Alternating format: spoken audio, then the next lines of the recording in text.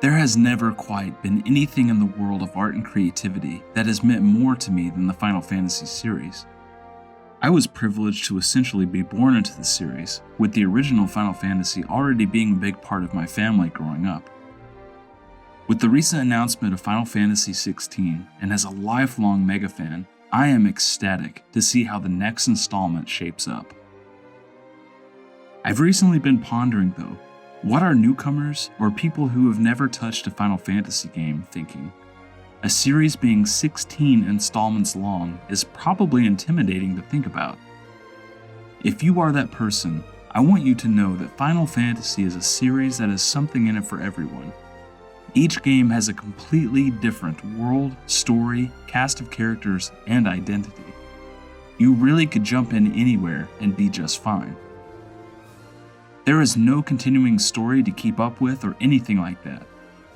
First, I would strongly recommend, as the most important piece of advice for the series, is to play them to enjoy them. Give equal attention to each game and era, and your adoration for each will only be heightened. What I would tell anyone is to start with the original and keep playing from there. I know that isn't the most realistic, and probably a boring strategy, so I'll spice it up a bit. Here is my recommended order of play for newcomers and returning players, with the intent to help you love and understand the magic of each game and era since the beginning. Let's all prepare for Final Fantasy XVI together.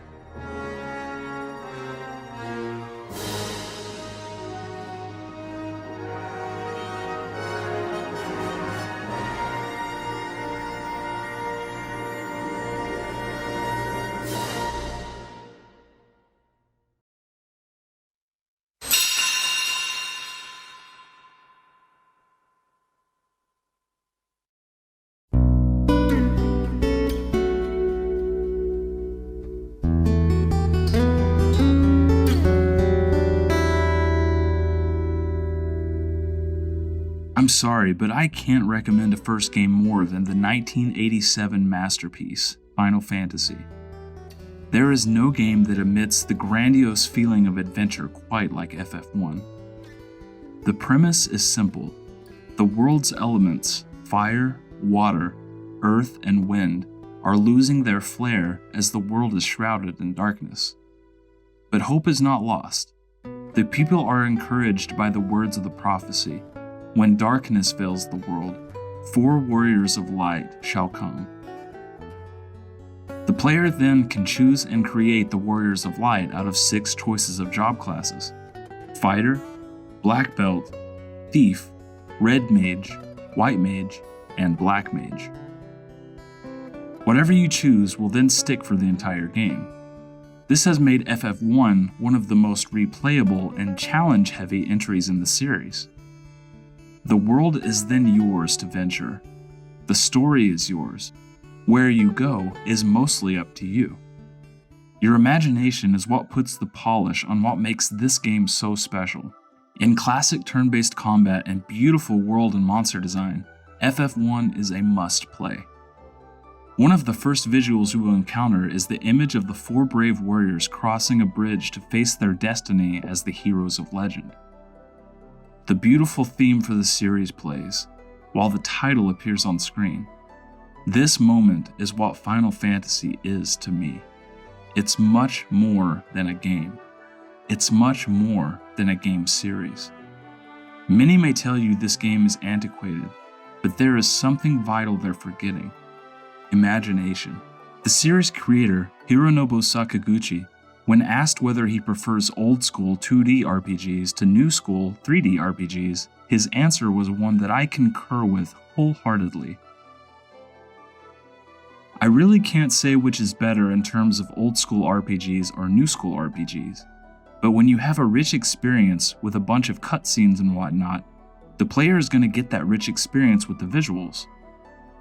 But when you go back to, even with books, when you write something with books, then the reader is going to use his imagination to actually imagine stuff. So with the limited way of telling a story, there's a lot of good and bad as well. I can't really pick either one, but there's good in both. Final Fantasy is a short game, but it is a perfect starting point, giving your palate a taste of the magic of this series, and in my opinion, an experience that will enrich any game you play after. Final Fantasy is still my second favorite game in the franchise. If you enjoy retro games, play it on the NES or NES Classic. If you have a hard time going that far back, then the remake I recommend is the PS1 Final Fantasy Origins version. It is the most faithful to the original, but giving the player many quality of life improvements. The versions that followed on Game Boy Advance and PSP changed how the magic system worked, as well as making it way too easy, but they're both still great.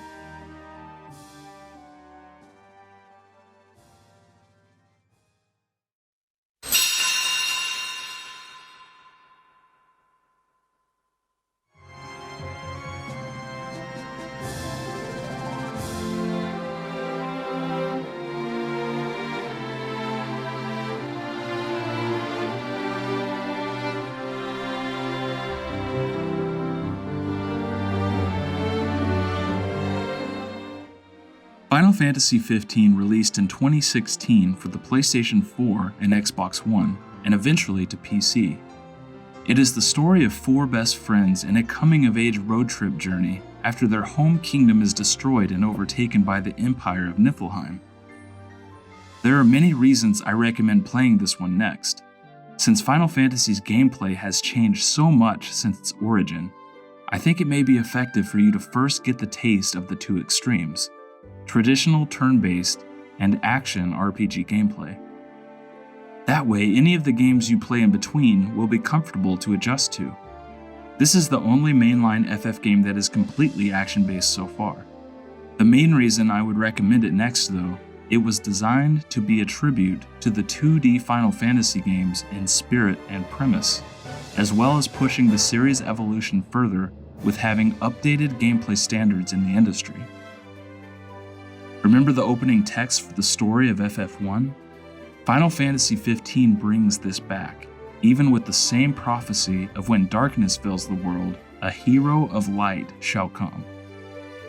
Other words of text are word for word, as if this is a modern take of what FF1 would be today. I think a similar comparison would be how The Legend of Zelda Breath of the Wild is similar in spirit to the original Legend of Zelda, even though the gameplay is vastly different. Four adventurers on a journey to restore light to the world. What awaits the four, however, they do not know. In fact, the heart of this game lies with these four friends. Their banter as you explore the open world is what you must adhere to. It's the best and most authentic party relationship in the series, and I really mean that. If you ask me, it literally feels what it's like to be in the company of your best friends. Pay close attention while playing. Everything, including combat, traveling, and time wasting, was designed with this vision in mind.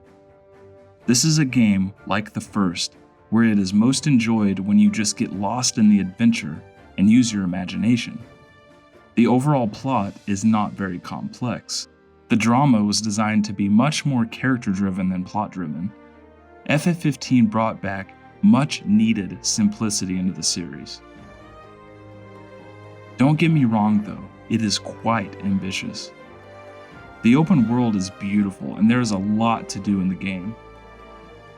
It's also worth noting that the series creator Hironobu Sakaguchi, even though he's been away from Square Enix for a long time, had a lot of praise for FF15 and its director, Hajime Tabata. He described it as this: "It's a little like if your daughter gets married to a man you really can't stand. And then they have a grandson together, and he's cute, and it brings you back together. That's kind of how I feel about Final Fantasy now. It doesn't matter which console you play it on, but I highly recommend playing the Royal Edition, which has all of the game's updates and DLC, except Episode Arden, and a vastly improved final dungeon.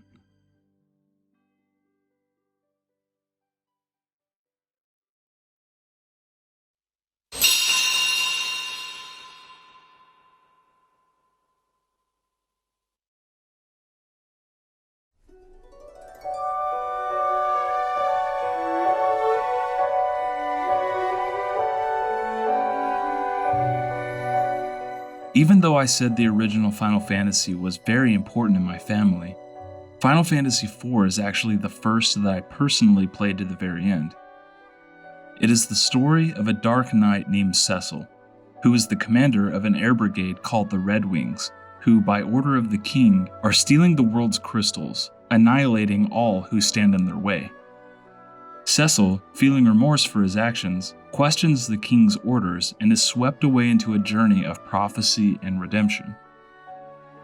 This game innovated this series with two goals in mind: giving characterization and backstory to the cast, and evolving the turn-based battle system into the active time battle system.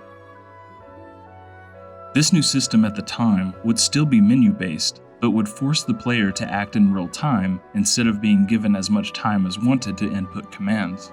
This game also made the series much more linear than its predecessors, giving no customization at all for the player, but creating forced jobs and abilities for each of the characters in the story. Even though you don't have many gameplay or character progression choices in the game, it is important to see that the developers did this in order to seek new challenges with the innovations I spoke of earlier. For many, this was one of the first games to authentically make the player feel emotion tied with the characters in the story. Cecil's path of redemption is one that will always mean a lot to me. Plus, I can't go without mentioning this game's soundtrack. I boldly claim it to be not only my favorite soundtrack in the series, but my favorite video game soundtrack of all time. Final Fantasy IV is available on SNES, PS1, Game Boy Advance, PSP, DS, PS Vita, and PC. I wouldn't play the 3D remake first. Again, I always recommend the original version, which is actually what the PS1 port is in Final Fantasy Chronicles. But if not available, the GBA or PSP versions are both fantastic, and very much contain the spirit of what makes FF4 one of the most important chapters of RPG history.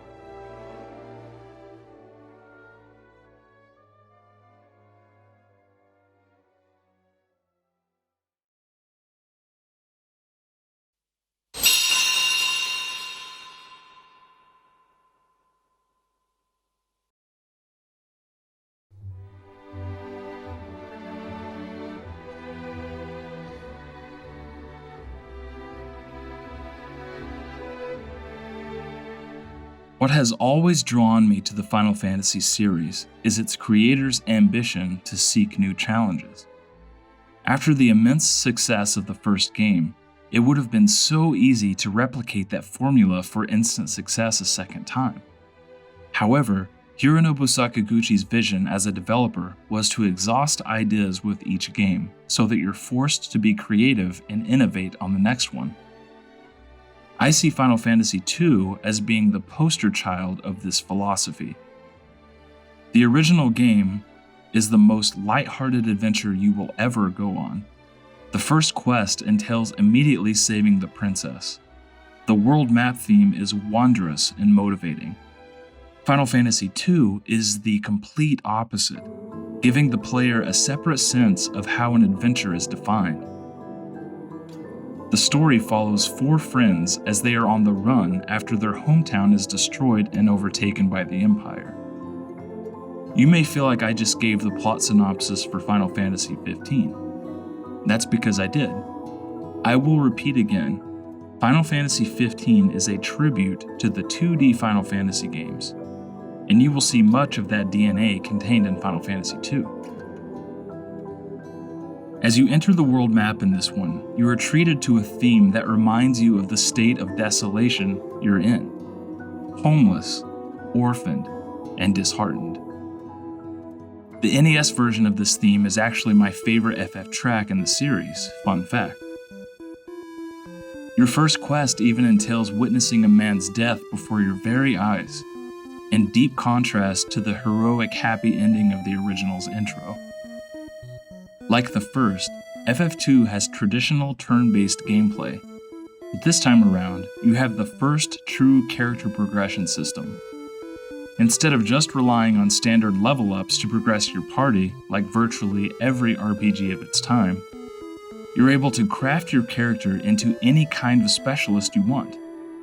The more you use a specific type of magic spell, or even a weapon type, that respective stat or level will increase, giving more meaning to the way you perfect your characters. Many have a hard time with this system, as it can lead to many long grind sessions. My advice is to once again, play the game to enjoy it. This was not a game created to be played through in a single weekend. For an RPG in 1988, this was absolutely incredible. An ambitious character progression system, wonderful soundtrack, and genuinely memorable moments. If you've played it in the order I've suggested so far, or already have experience with the series, you'll instantly recognize the birth of the in-game appearance of the legendary behemoth creature. There is no grander fashion to introduce. In fact, most of the FF mainstays began in Final Fantasy II. The most recognizable monsters, recurring character Cid, and the adorable mascot Chocobo, all originated in FF2. I do always recommend playing the original versions of these games first, like I've said, but the PSP remake is probably a better choice for newcomers of this entry. The PS1 Origins version and the Game Boy Advance Dawn of Souls versions are both great substitutes as well. It's a tough game. It will be frustrating, but give it the shot it deserves. It's one of my favorites.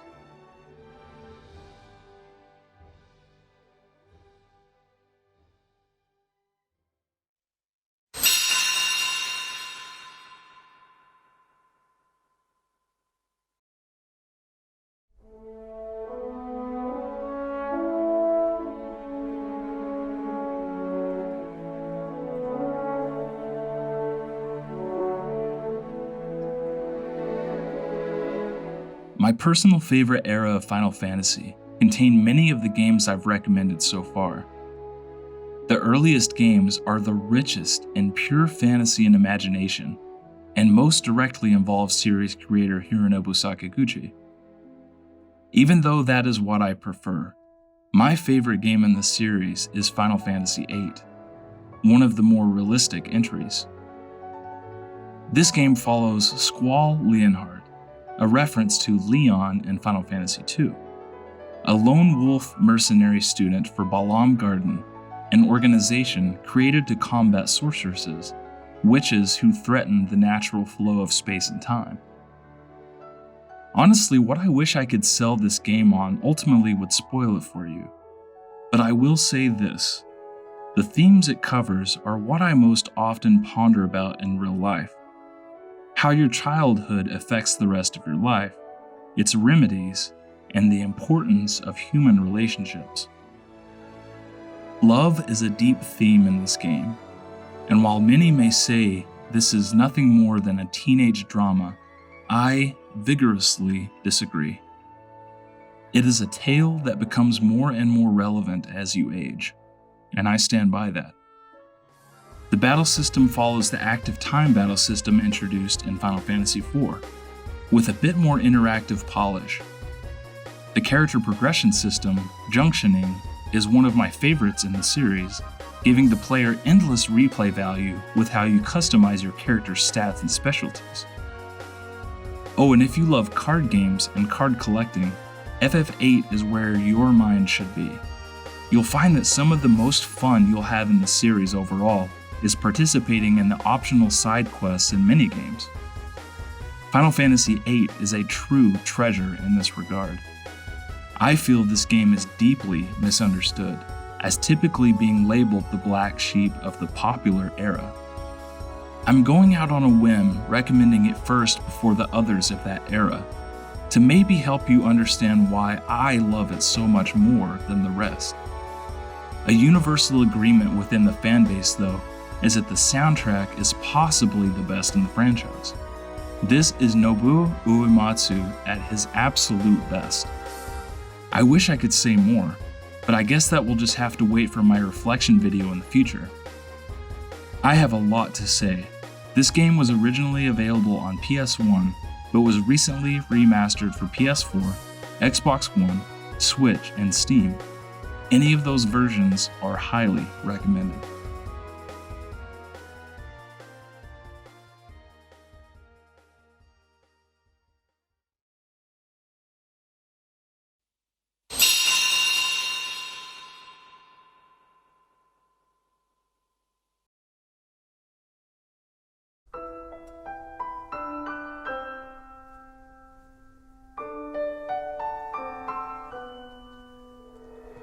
Next is a tremendous follow-up to Final Fantasy VIII. If you enjoy the theme of love from that game, you will probably also love this one. The story follows a teenage athlete named Titus, who was seemingly swept away into another world after a mysterious attack on his hometown from a creature named Sin. Titus, trying to find answers of what has happened to him, joins a summoner named Yuna and her guardians on a pilgrimage to hopefully defeat Sin for good. The battle system returns to the turn-based battle system used in Final Fantasy I, II, and III, but with a modern twist. This is the first time that party members can be switched in and out of battle on the fly, each with his or her own strategic strengths.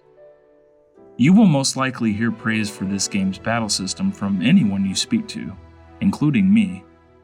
I don't typically like to use the word best, because everyone has their own personal tastes, but I can't help utter the word when thinking of Final Fantasy X's combat. It's practically flawless. The character progression system is also incredibly interesting. It is the first game since Final Fantasy II to not have standard levels, but rather sphere levels that you can cash in to progress on a leveling grid. This is where you will increase your stats and gain new abilities and skills. Final Fantasy X is also the first game to do away with traditional world maps, but adding fully animated locations to explore.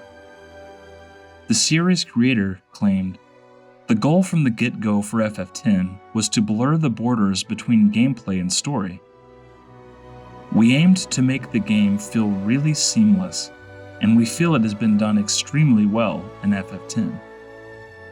Final Fantasy X is a fan favorite, and understandably so. It is a tale that I feel is one of the most compelling the series has to offer, where one must question their own thought process and belief system. You will experience some of the most memorable moments in the series, ones that you will convince yourself to never forget them." Originally available on PlayStation 2, Final Fantasy X has been remastered for every modern console, including PC.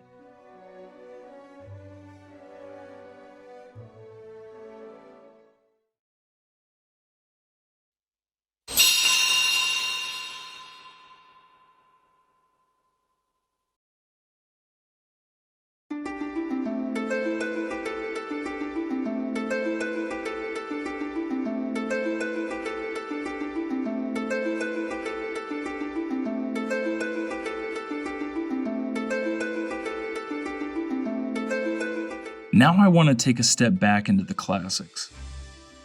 This, along with the next few entries, will be a deep dive into the brilliance of the job class systems in the Final Fantasy series. This story is about 4 orphaned kids who discover a crystal hidden deep within a cave near their hometown.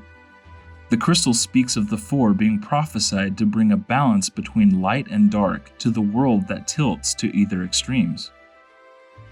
With each elemental crystal discovered, the party is blessed with new job classes to freely switch between on the go. This is such a huge leap for the franchise at the time. FF1 only had 6 jobs to choose from, in which you were locked in your decision for the entire game. This time, over 20 jobs were available to grant the player so many options for building your team. If you're familiar with RPGs of this era, this is such a big deal. This is also the first time that the jobs contain their own unique abilities, such as Steal for the Thief and Jump for the Dragoon. This led the developers to add genuine strategy to boss battles for the first time in the series, forcing the player to experiment with different job classes to access their strengths. I've heard many criticize the game for this, but I completely disagree. In 1990, these job classes and their utilities were not known to the players. The game strongly encouraging a specific job class for a boss battle was a way to highlight what made each job useful. Playing the job class FFs inside a comfort zone defeats the purpose of the job class system altogether. You may be surprised to hear me say this, but Final Fantasy III is the only game in the series that I personally find flawless. There really is nothing wrong with it. In the NES days, there just wasn't enough game data to provide characters with backstory and rich dialogue, so your imagination is also very important in this one. It's also the first game to have an extensive list of side quests, with optional dungeons, bosses, and plenty of secrets to enjoy. You will also experience the first time the fan favorite Moogles appear in the series. This game is so massive, you will wonder how this even is on an NES cartridge. It is the Super Mario Bros. 3 of NES RPGs. Grand and perfect. The highlight of the game for me is the final dungeon. It is so creatively designed, and one that is an unrivaled, satisfying finale. You can either play the original version on an emulator, or an English-translated NES cartridge, which I highly recommend, or play the 3D remake available on Nintendo DS, PSP, Ouya, and PC.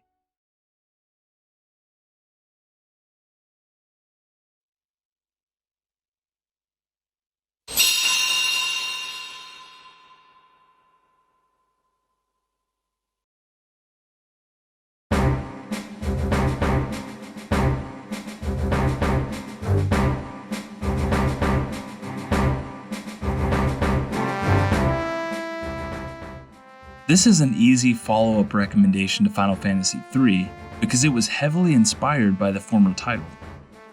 Hiromichi Tanaka, who originally worked on Final Fantasy III, was personally hired back by Hironobu Sakaguchi to implement his vision for the game.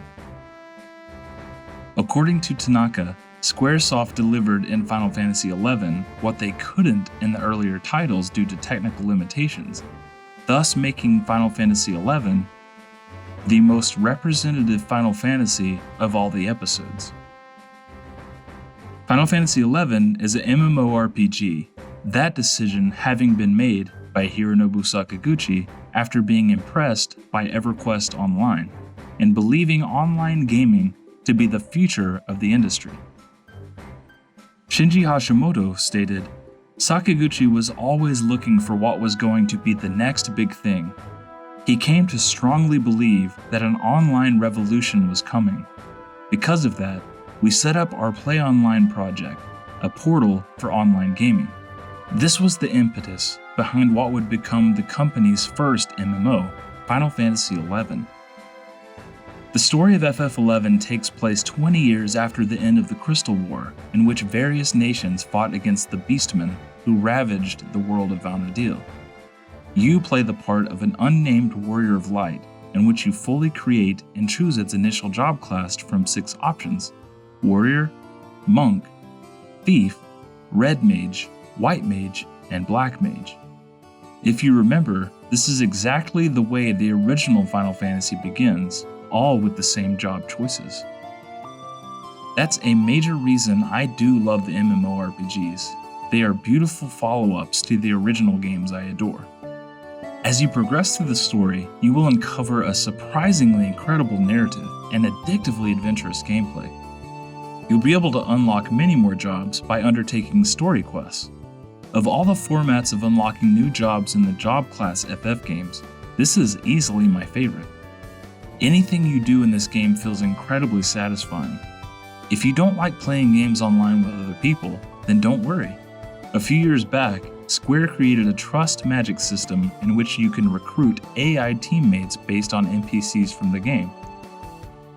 This made Final Fantasy XI a much better experience for me personally, as I could play at my own pace. Sadly, this game is no longer playable on console since the PlayStation 2 and Xbox 360 servers were shut down. If you want to experience this one, you'll have to play on PC.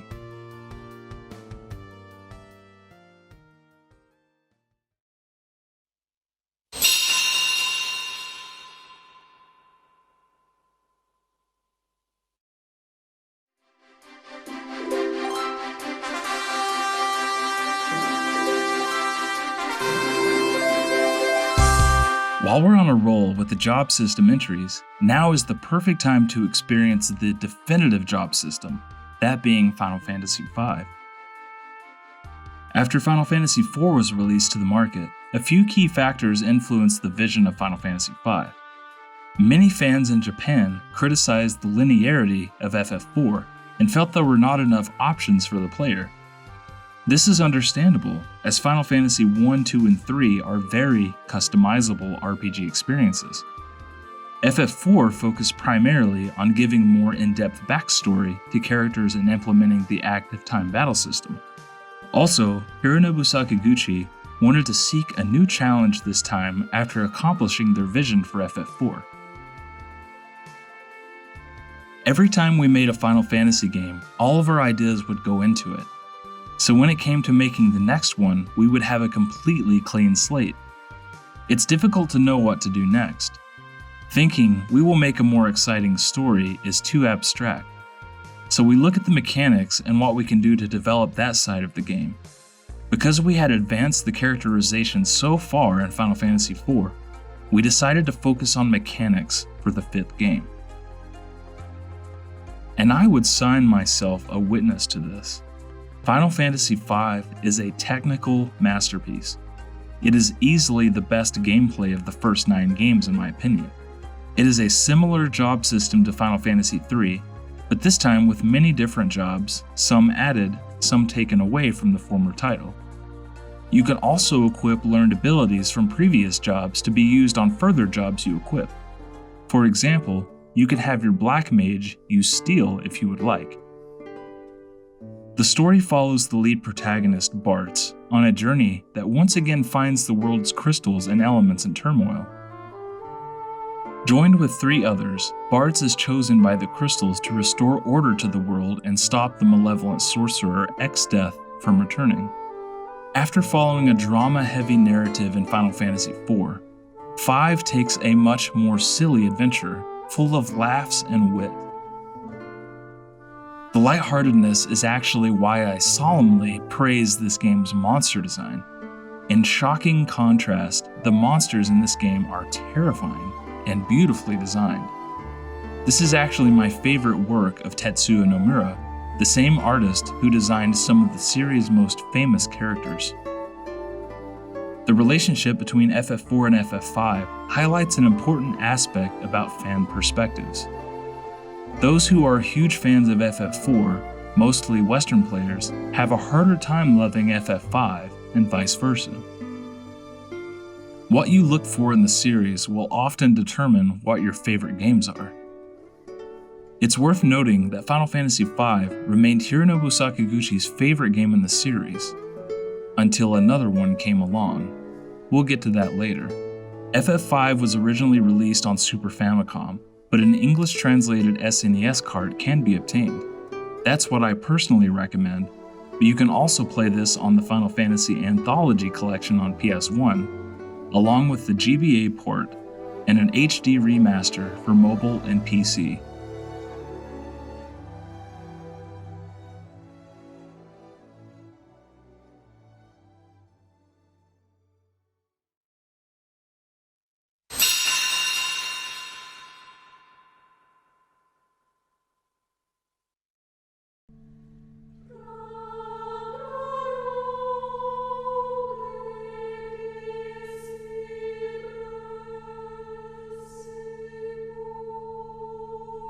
Final Fantasy XIII may possibly be the most divisive entry in the series. While I do understand the division among fans, I personally do feel that this game is much, much better than you will typically hear. What I see in the game may be a little different than what others see. There's a reason I am recommending playing this directly after the earlier games in the series, such as FF1, FF3, and FF5. In those games, after you experience being chosen by the crystal as the heroes of prophecy, the world tends to welcome you with open arms after seeing your crystal shards, proof of your divine callings. Final Fantasy XIII is an incredibly clever twist on this classic formula. It starts by following 5 separate characters heading in the same direction with different goals in mind. After their paths intertwine, they are branded together with markings of the l'Cie, making them fugitives and enemies of society. When one is branded as a l'Cie, they are given a focus or fate by the gods to fulfill, if they want to obtain eternal life. The brilliant twist to me with this is that the party is given the same focus they must fulfill. Think back on Final Fantasy III or V, when this group that just met each other were given the task of saving the world. What if they didn't want to take on that responsibility? What if they didn't like each other? What if instead of the citizens of the world being taught to celebrate you, you were being completely oppressed by society, making it that much harder to accept this calling? That is why I find Final Fantasy XIII's story so compelling. It's a new Tale of the Crystals, a thought-provoking twist on the classic Final Fantasy formula. The battle system is a modernized version of the ATB system introduced in Final Fantasy IV. It's completely menu-based, but what you see on screen makes it feel more engaging. Imagine if in Final Fantasy V, you could change job classes mid-battle. In FF13, you can through the paradigm system. You can set up these functions outside of battle to strategically prepare for any upcoming encounter. A warning though, this game is incredibly linear. The biggest mistake the developers made when making this game is not including towns or more interactive options. This doesn't bother me that much because I do feel it fits in well with the game's narrative, but I do believe it was a mistake overall. With the abundance of open-world games around the time of this game's release, FF13 was a stark change in the industry. However, I see it as a breath of fresh air within a multitude of open-world redundance. Final Fantasy XIII is currently available on PlayStation 3, Xbox 360, Xbox One, Xbox Series X, and PC. The definitive console experience is on Xbox Series X, but any version is fine.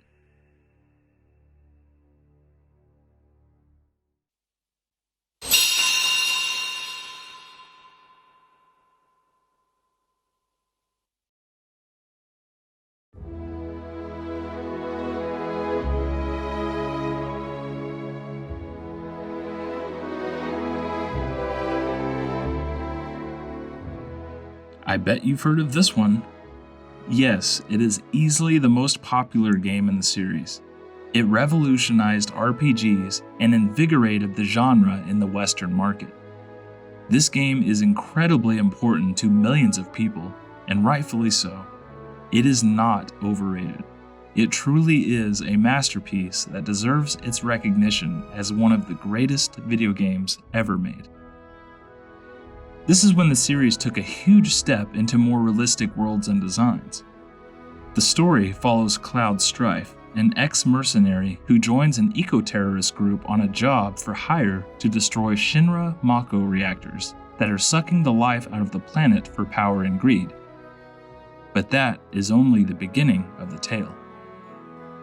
The battle system also uses the ATB mechanics. This was the first 3D Final Fantasy game, and for that reason, it also became incredibly ambitious. Hironobu Sakaguchi stepped away from a direct creative role, even though his thematic ideas remained in the game, to take on more large-scale production, taking the series into more cinematic direction. This was a great move on Square's part, as I believe it is the pivotal reason for the game's massive success. These cutscenes were so mind-boggling at the time. Never before had something of this scale been seen in a video game. A major step forward for the series and industry. It was also the first game to completely betray the classic fantasy elements the series was originally known for, pushing you deep into a more modern world with realistic character designs, gritty cities, and corporations replacing castles, knights, and wizards. Even though it's not my favorite game, I do see why it is so beloved among fans. It really is almost perfect.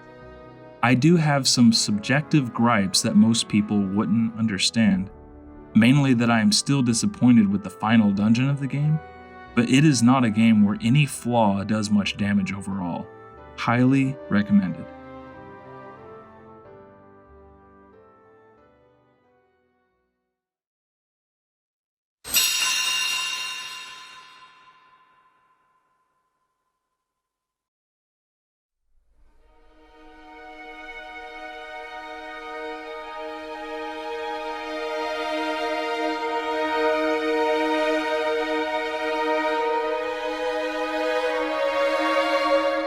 Final Fantasy XII is a game that I love more and more each playthrough.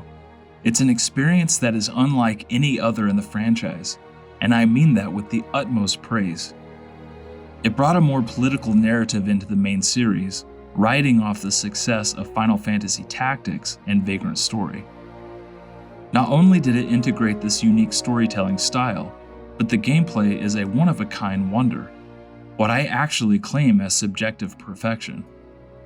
It's my favorite gameplay system in the series, and the game that I by far have the most fun playing. The main character is Vaughn, a boy raised in the slums with hopes of one day becoming a sky pirate. Even though he's the main character for marketing purposes, more people identify with the rest of the cast. It's a tale of revenge and the battle for freedom. Whether you like this type of story or not, the localization and dialogue is very well written. The gameplay is a mix between the active time battle system and action combat. The player can move freely throughout the map while also being in battle simultaneously. You can learn new abilities with the license board while also choosing what type of specialist to make your character. I actually liken it to Final Fantasy II in that regard. I almost inserted FF12 earlier in the list right after FF2, but I figured it would be better to play it later down the line. The reason the gameplay is so fluid is because you as the player gets to personally code the AI of your party members. It's incredibly intuitive, and there is still yet to be a better AI system in the series in my opinion. If things go wrong, it is completely your fault. It's a technical masterpiece. The original game is available for PlayStation 2, but there is a newly created version of the game called Final Fantasy XII: The Zodiac Age, which includes a job system akin to former games. I love both versions, but the Zodiac Age is probably more accessible, being on PS4, Xbox One, Switch, and PC.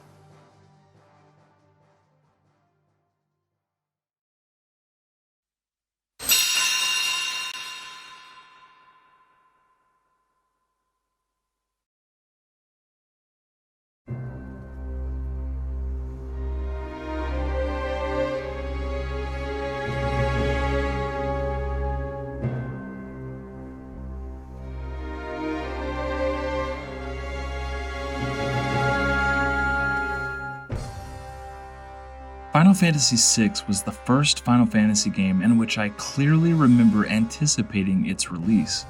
It was Halloween time in 1994 when my older brother brought it home.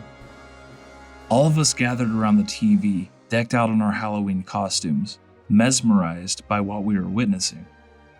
If you just let it play, not touching a single button, it becomes clear that Final Fantasy VI is much more than just a video game. The intro creates an atmosphere like no other. You hear the 16-bit organ in the distance, and the lightning bolts glaring through the purple clouds, and you're in. But that is only the beginning.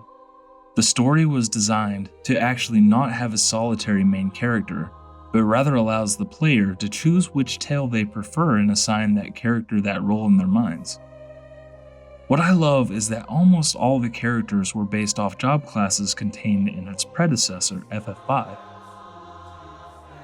The most recognizable is Terra, a slave girl controlled by the evil empire of Gestalt, manipulated due to her destructive magical power.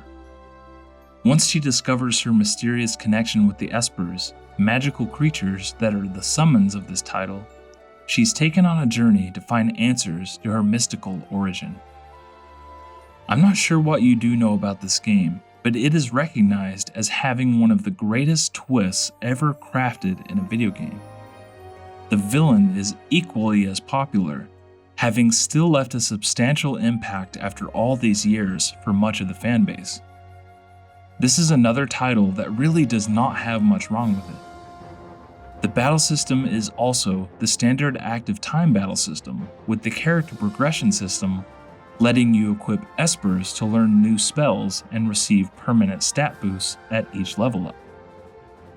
I must also mention how incredible the soundtrack is. It does not sound like it belongs in a Super Nintendo cartridge, but that was way ahead of its time. The series composer, Nobuo Uematsu, has gone on record claiming FF6 to be his favorite soundtrack, while also claiming FF9 other times. Final Fantasy VI is available for Super Nintendo, the SNES Classic Edition, PS1 in the FF Anthology Collection, Game Boy Advance, and an HD remaster similar to FF5 on mobile and PC.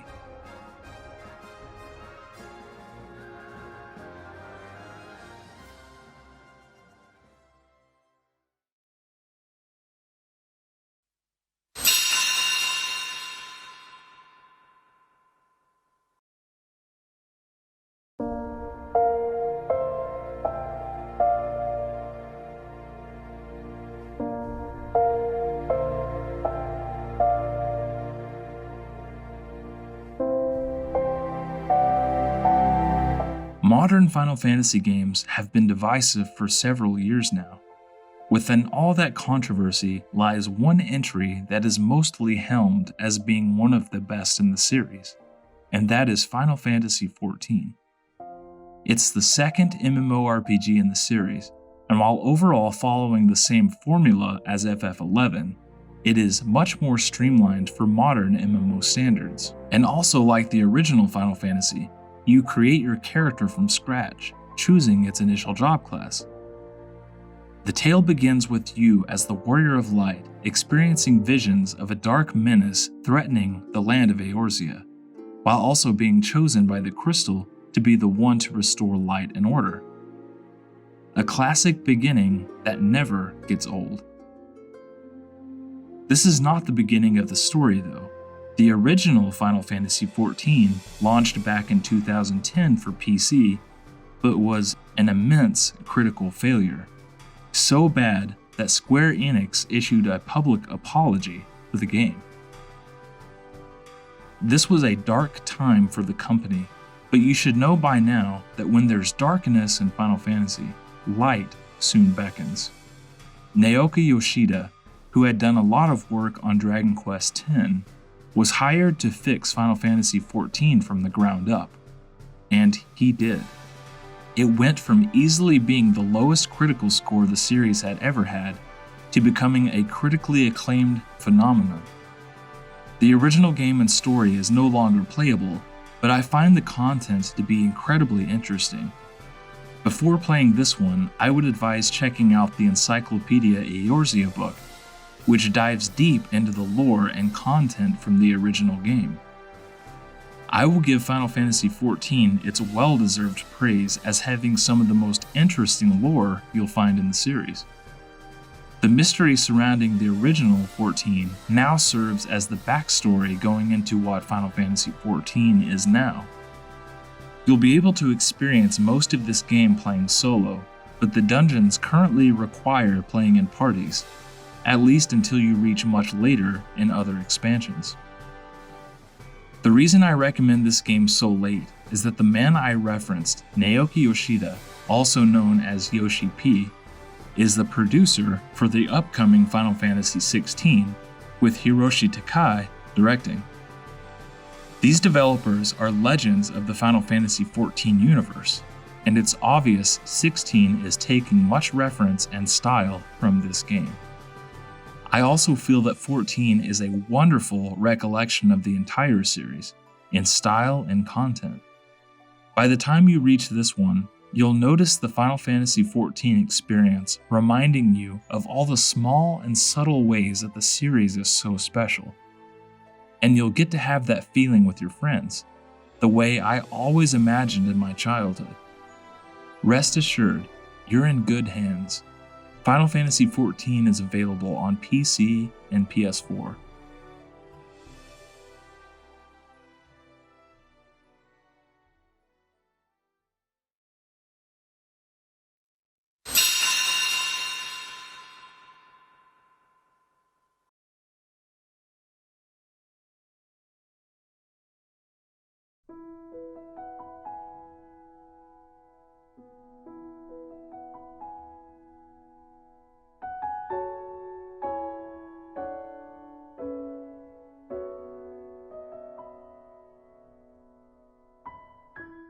I hope that this recommendation guide has been helpful so far. I can't tell you how much this series means to me. I feel like I can go to any of these games at any time and fall in love with them over and over again. Many other veterans who watch this video will disagree with the order I've recommended, but I hope our unified adoration for the series trumps all disagreement. I believe most of us can agree upon this though. The series is the best video game series out there. There truly is something there for everyone. I've often thought about if a newcomer came to me and said, I will only play one Final Fantasy game. Which is the one that encompasses Final Fantasy the most? My answer would be Final Fantasy IX. I remember being so excited seeing this game marketed as the return of the crystals, and the best of the old mixed with the best of the new. I don't believe that FF is just one thing. It is a series that has evolved tremendously since its origin, but has always stayed relevant. Final Fantasy IX was created to be a tribute to the older games in the series in style, tone, and charm. Final Fantasy was not a popular series at all in the West until Final Fantasy VII exploded the RPG genre, driving millions into the franchise. With the more realistic character models and world of that game, and even more so in Final Fantasy VIII, the series creator Hironobu Sakaguchi worried about the new fans of the series and what they had come to expect. We want to break the image we've built in 7 and 8. To tell you the truth, we wanted to give the FF series a little more freedom. With 7 and 8, the two games had a bit of a cyber worldview, and their character heights were raised. So naturally, people expect an even taller and more realistic world in 9. We thought if we did that, we'd probably get bogged down in 10 and 11 and not be able to make anything. That's why we want people to break their assumptions here and think that FF was a free world where anything could happen, and that you forgot about that. Final Fantasy IX's return to roots wasn't just a tribute, it was a statement that anything can happen in Final Fantasy. I believe that is why we all love it so much. Final Fantasy IX surpassed Final Fantasy V and became Hironobu Sakaguchi's favorite Final Fantasy game. I won't tell you much about it, but I will guarantee that you'll fall in love with it. A cast of 8 playable characters, each with a masterful story arc. That is the magic of Final Fantasy IX for me. Zidane, the thief. Vivi, the black mage. Steiner, the loyal knight. Dagger, the summoner princess, and many more. My personal favorite is Freya, the dragoon. It's not my favorite game in the series, but it is the one I feel best represents Final Fantasy as a whole. Final Fantasy IX was originally available for PS1, but it is now available on all modern consoles and PC.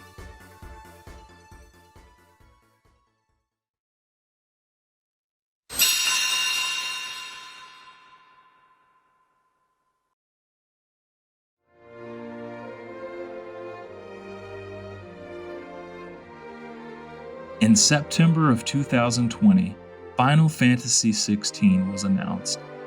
The evolution of Final Fantasy has continued along the evolution of gaming itself, and as long as there are those who seek the light of the crystals, the epic will continue on into the future.